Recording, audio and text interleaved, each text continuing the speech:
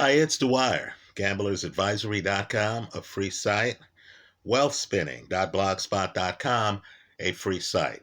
Let's talk money this June 10th, 2023. But first, remember, nothing I say in this video should be construed as financial advice. You always want to do your own due diligence.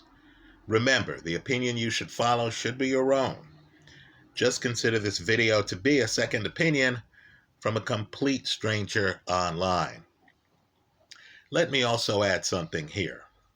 I know from the comments to my boxing videos that some of the people who watch my videos are of a different generation than me. I'm in my 50s.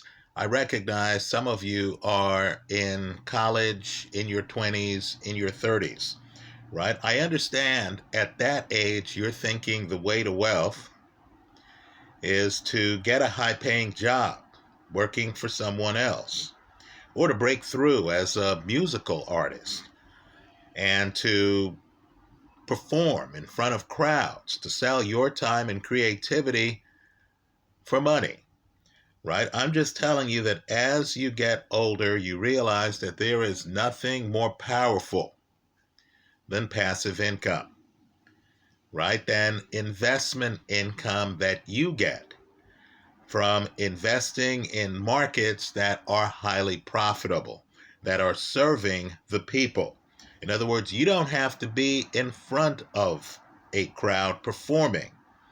Rather, you could invest your capital in perhaps the entity putting on the concert, and you can make money that way while owning your time, right? You don't need to wear a costume and have a mic in front of you to make money. Now, we're at a precarious time here in the economy. I was surprised, and I mean this, by Apple's latest earnings report. I know Apple is a tech darling.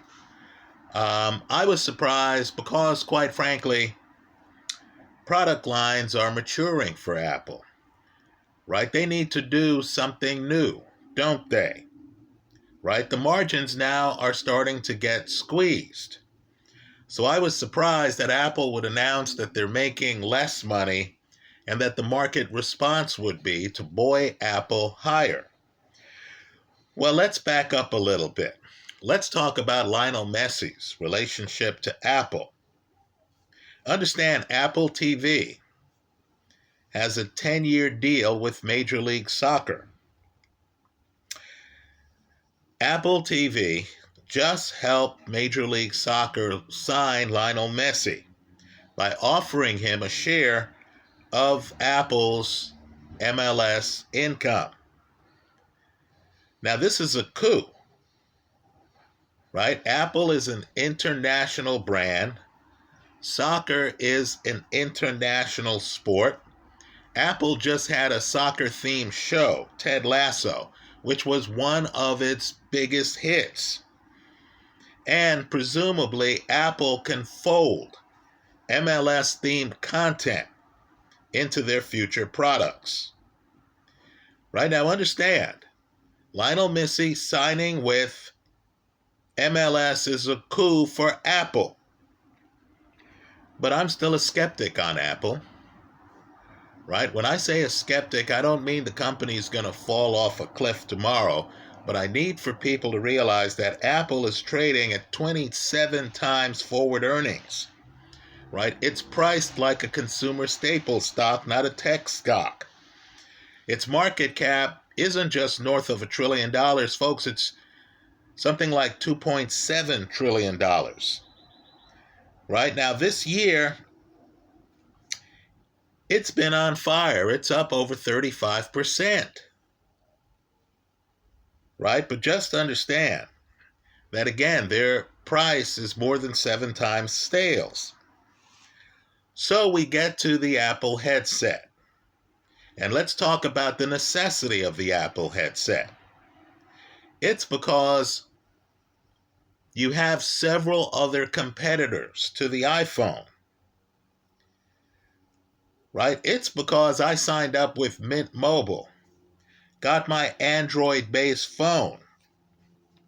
And of course, looking at that Android-based phone, it had fingerprint scanner. It had all of the bells and whistles that I would need to just be functional.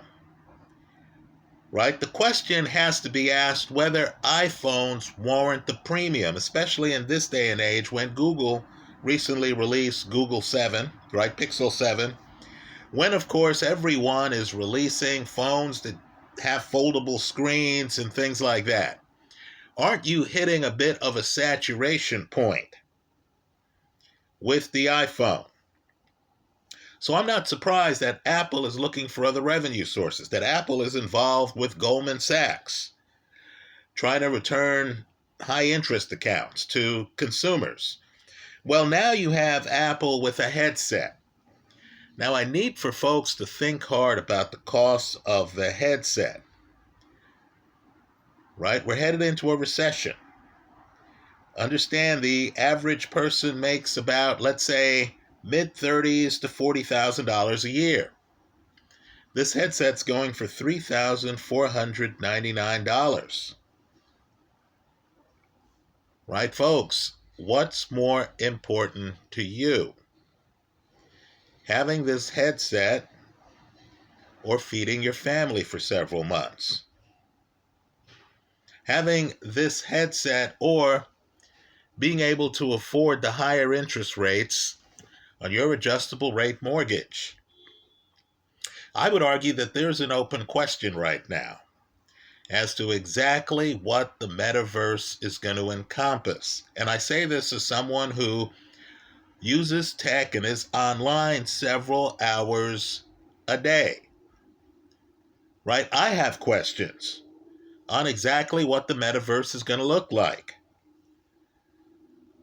Right? You look at the change spending profile for Meta, and you realize they have questions on exactly what the metaverse is going to look like. Apple now is coming out with something that costs $3,500, right, for an uncertain metaverse at a time of economic uncertainty. Right? Let's just say I remain a skeptic on Apple.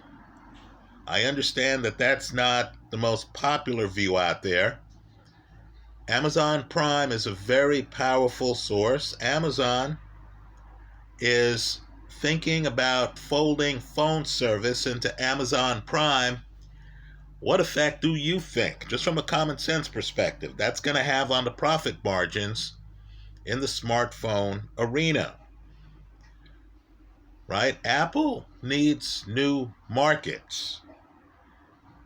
This metaverse one is going to cost a consumer $3,500 just to get in entry level. I have my doubts.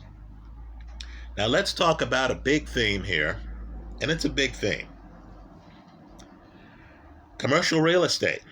Folks, it's in trouble in some big cities. One city has a lot of problems right now. I need for people to look closely at it. It's San Francisco, where commercial vacancy rates right now are around 30%. Right? 30%. Now, let me just say that commercial real estate right now is a ticking bomb, isn't it? In San Francisco, the owner of two of the cities, in fact, let me just say this. The problem's widespread in San Francisco. The owner of two of the city's biggest hotels, and let's name the hotels: the Hilton San Francisco Union Square. Right? In other words, we're talking about an iconic hotel in a great part of town. And Park 55, PARC. That owner has stopped making mortgage payments. According to reports, they plan to give up the 2 properties. Folks, this is big. Now, we know the way things work in commercial real estate. Understand, interest-only loans as a share of new commercial mortgage-backed securities increased to 88% in recent years. 88%. The commercial real estate market is very interest rate sensitive. You're going to have a lot of players in there looking at the interest rates they're paying and wanting to renegotiate their deals. So they're going to start doing things like stop paying mortgages. You're going to have accounts receivables building up. You're going to have shifting prices. And the shifts are going to create some staggering opportunities. Let me give you a concrete example of the terrible tsunami that is just getting started in commercial real estate in San Francisco. Let's talk about the plight of, and I'll give an address here, 550 California Street in San Francisco, California. Right now, this building had been owned by Wells Fargo, a very savvy repeat player in the real estate market. In other words, understand, the price shifts I'm about to talk about don't involve newbies who got in over their heads, who panicked, who are panic selling. No, this involves a longtime player in the space. Now, I'm going to refer to an article here. Please Google it. It's from SF Gate. That's a website that gives you a lot of Bay Area news, right? SF Gate. The article, which is dated June 6, 2023, in other words, this month, just a few days ago, this information is current, is written by Tessa McLean, McLean, and the name of the article is Downtown San Francisco Office Tower Expected to Sell for Half of its 2005 price. Now, let me just say this. 550 California Street was placed on the market for $160 million. Right? $160 million. That was the initial asking price.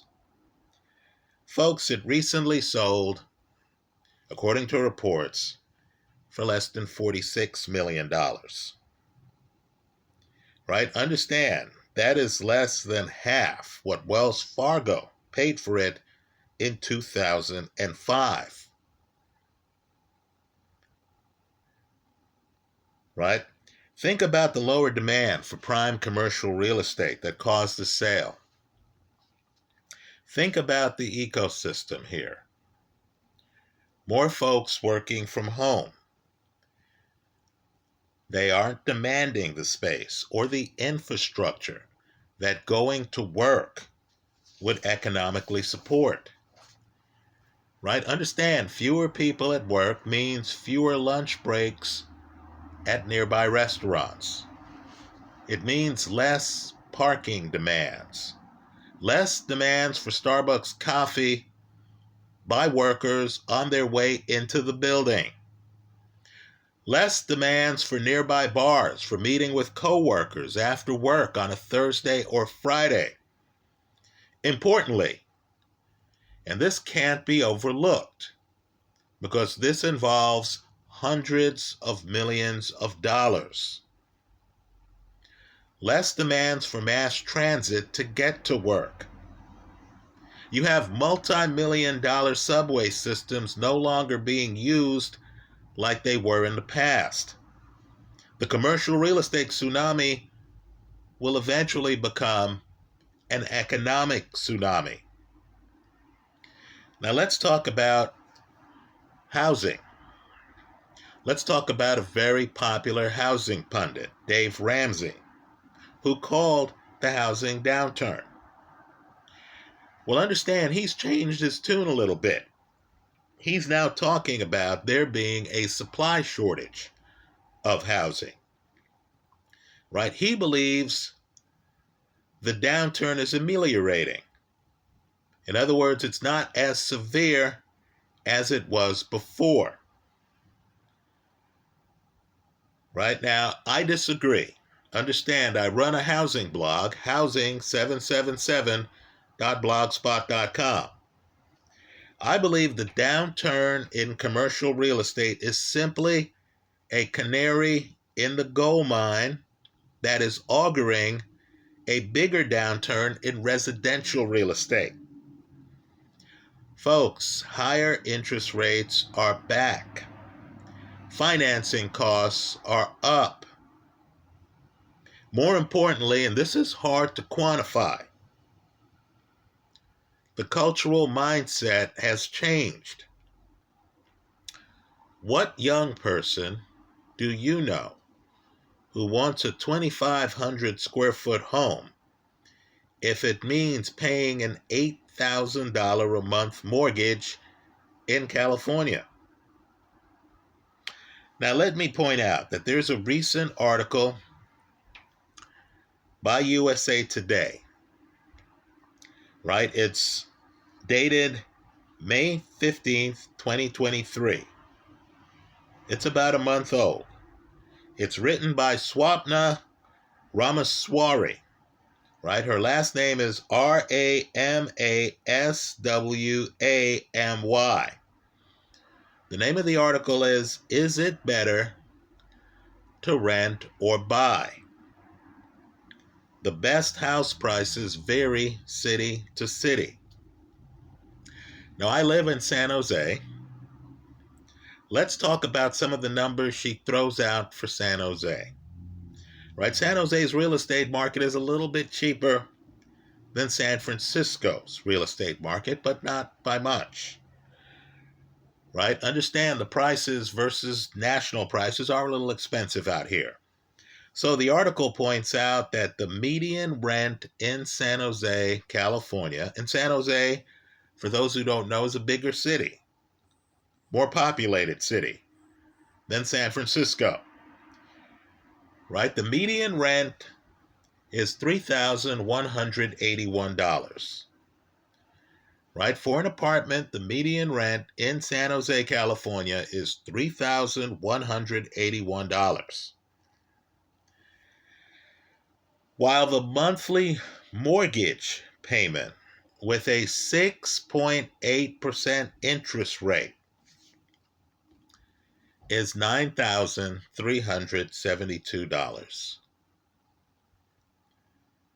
Right? $9,372. The difference is $6,191 a month. Right now, just understand, if you're a young person in your 20s, if you're just starting a family, if you're thinking about having kids, if you, in this climate of rising unemployment, right, and the unemployment situation isn't remotely as bad as it's going to get, has you as low man on the totem pole or low woman on the totem pole at work. In other words, you're the newbie. You've just started working. You don't have the seniority. You haven't inspired the loyalty that your co-workers have from management. Right? Are you prepared to pay $9,372 a month for your mortgage? And understand, I'm not talking about the periphery of the market. This is just the median monthly mortgage payment. Right? Well, let's just say Real estate right now is facing issues, isn't it? Let me point out, too, that because of the collapse in commercial real estate, and please look at your own city in the comment section of this video if your own city is experiencing a collapse in commercial real estate and you have data that you want to share with the people here online, please do so in the comment section of this YouTube video. So understand, with this commercial real estate collapse, I continue to like inverse real estate ETF SRS. Right? Again, the symbol is SRS. It is part of a barbell strategy that I have in which I'm also owning some Open Door. That symbol is OPEN, which would profit if residential housing rebounds, as it would have a natural monopoly in the field in terms of accessing real estate for purchase online. Right? But what you need to realize is that the real estate market is volatile. I believe the cultural mindset has changed. I believe the collapse of commercial real estate is going to bleed into the residential real estate market. Right? As I see it, now is not the time to buy a home. Let's talk about the now, too. The Organization for Economic Cooperation and Development, right, the OECD, is predicting a subdued recovery for the global economy. Right? Just understand, the OECD's latest economic outlook forecasts a very modest 2.7% expansion of world output this year. Right? The pre-pandemic average was 3.4%. So according to the OECD, you're looking at an economic downturn. Let's go one step further.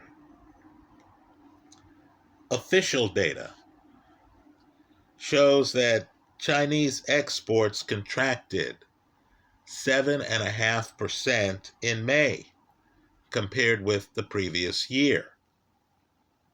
In other words, year over year, Chinese exports are down. That's not what the market was expecting. Weren't we hearing that China was emerging out of COVID, that these lockdowns were over, that the Chinese economy was going to subsidize the rest of us? Folks, that's not what's happening. Right? So forgive me. I understand there's a lot of AI hype involving NVIDIA, which I feel is a bit stretched. Right? I've used ChatGPT, I've used Bing, I've used Google Bard. Let's just say that we're in the early innings, aren't we, of these large language models. A lot of the information is inaccurate. Have you noticed that? It's a very promising technology, very promising. But understand, there's a lawyer who tried to write a brief using ChatGPT. He showed up in court and he started citing cases listed on ChatGPT to the judge, who reached the conclusion that the cases didn't exist, that the lawyer was pushing malarkey in court. That lawyer now is in trouble. Right? ChatGPT isn't the primary tool for your toolbox. As much as I'm impressed with the technology, folks, it's years away from being something that you can rely on, isn't it? So folks need to think of that before they give these AI providers the rich multiples that they're giving them.